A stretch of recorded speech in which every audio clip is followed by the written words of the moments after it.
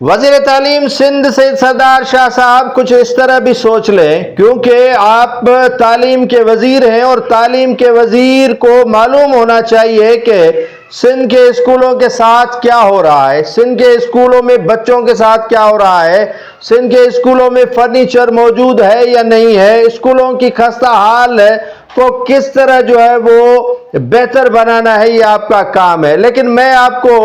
پھر بھی ایک یاد دہانی کرانا چاہتا ہوں ہاتھ جوڑ کر، یہ میں ہاتھ آپ کو باندھ کر کہتا ہوں کہ خدا را جتنی بجٹ آپ کے اس وزارت کو ملتی ہے کم از کم نصف اسکولوں پر خرچ کریں، اسکولوں کے بچوں کے حالت پر خرچ کریں تو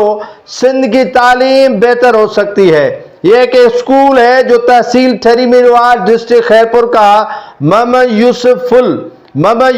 فل کے جو گرلز اور بوائز پرائمری اسکول ہے ان کی خستہ حالت ہے، بچوں کے اوپر جو ہے وہ چھت کے چاپڑ بھی گرے تھے جس سے کئی بچے زخمی ہوئے۔ اب سردی میں بھی یہ بچے اسکول میں جاتے ہیں، اب تو چھٹیاں ہیں لیکن اسکول میں جاتے ہیں تو یہ فرش پر سردی میں کانپتے ہوئے بچے جو ہے وہ نیچے زمین پر پڑ رہے ہیں اور آپ کو دہائیاں دے رہے ہیں، وزیر تعلیم کو دہائیاں دے رہی ہیں۔ نہ واش روم ہے، نہ چھت ہے، نہ بچوں کے لیے فرنیچر ہے، کچھ بھی نہیں ہے، لیکن پھر بھی آپ شعر و شاعری سے